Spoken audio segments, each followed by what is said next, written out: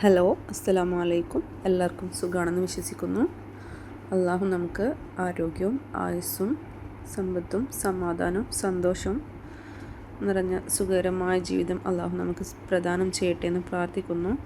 അതുപോലെ നമ്മൾ ചെയ്യുന്ന എല്ലാ അമലുകളും അള്ളാഹു സ്വീകരിക്കട്ടെ എന്നും പ്രാർത്ഥിക്കുന്നു.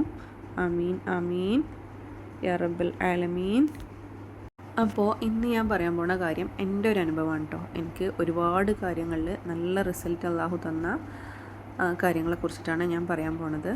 അപ്പോൾ അതിന് വേണ്ടിയിട്ട് നമ്മൾ ചെയ്യേണ്ടത്, നമ്മൾ നല്ലോണം പരിശ്രമിക്കണം. അപ്പം ഞാൻ ഇന്ന് ഇവിടെ പറയാൻ പോണത് പഠിക്കുന്ന മക്കൾക്ക് നല്ല മാർക്ക് കിട്ടാനുള്ള ഇതാണ്.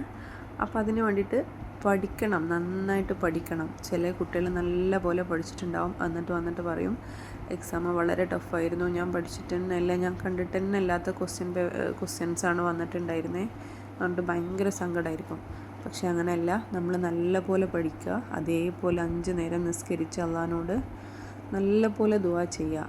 അപ്പോൾ അതെങ്ങനെ ചെയ്യണം എന്നുള്ള കാര്യമാണ് ഞാനിന്ന് പറയണത്. എല്ലാ നിസ്കാര ശേഷവും നല്ല പോലെ ദുആ ചെയ്തിട്ട് അള്ളാഹുവിനോട് ചോദിക്കുക. നമ്മൾ പഠിച്ച ക്വസ്റ്റ്യൻസ് വരാൻ വേണ്ടിയിട്ടും നമുക്കെല്ലാം അറിയാൻ വേണ്ടിയിട്ടും നമ്മൾ നല്ല പോലെ ദുആ ചെയ്യുക. നമ്മുടെ എല്ലാ കാര്യങ്ങളും അറിയുന്ന റബ്ബാണ് നമ്മളെ മുന്നിലുള്ളത്. അപ്പോൾ അത്രയും വിനയത്തോടെ നമ്മൾ അള്ളാഹുവിനോട് ചോദിക്കുക. പിന്നെ ഞാൻ ചെയ്യണ കാര്യം എന്ന് വെച്ചാൽ തഹജ്ജുദ് നിസ്കരിക്കുക. ഞാനൊരു 3 മണി ടൈമിലാണ് എണീക്കുക. അലാറം വെച്ചിട്ട് എണീക്കും. എന്നിട്ട് തഹജ്ജുദ് നിസ്കരിക്കും. തഹജ്ജുദ് നിസ്കരിക്കുമ്പോൾ ഞാൻ അതിൽ ചൊല്ലണത് യാസീനാണ്. ഞാൻ അതിൽ ഓതുന്ന സൂറത്ത്. നമ്മൾ വജ്ജഹത്ത് കഴിഞ്ഞാൽ നമ്മൾ ഫാത്തിഹ ഓതിയിട്ട് സൂറത്ത് ഓതുമല്ലേ, അപ്പോൾ അവിടെ ചെറിയ സൂറത്തല്ല ഓതുക, ഞാൻ യാസീനാണ് ഓതുക.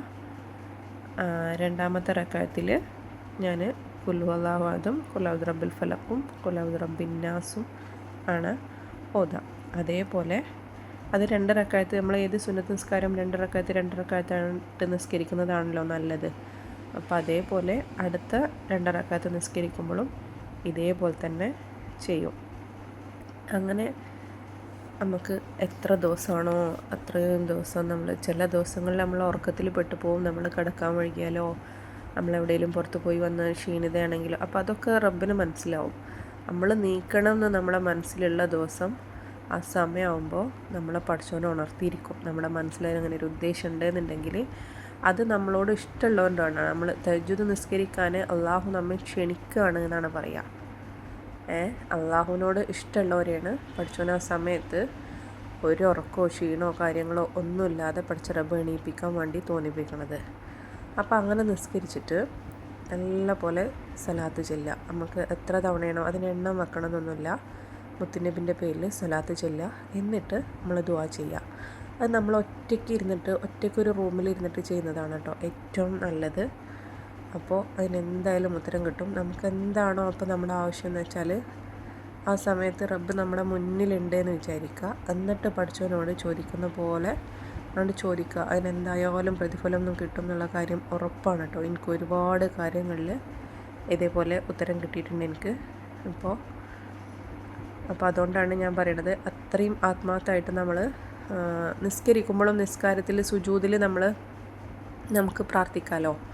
സുജൂദിൽ നമ്മളെ മനസ്സിൽ വേണം നമ്മൾ എന്ത് കാര്യമാണോ ഉദ്ദേശിച്ചത് എന്നുള്ളത് റബ്ബിനോട് ചോദിക്കുകയാണെന്നുള്ളത് നമ്മുടെ മനസ്സിൽ വേണം. എന്നിട്ട് വേണം നമ്മൾ സുജൂദുകൾ ചെയ്യാൻ വേണ്ടിയിട്ട്.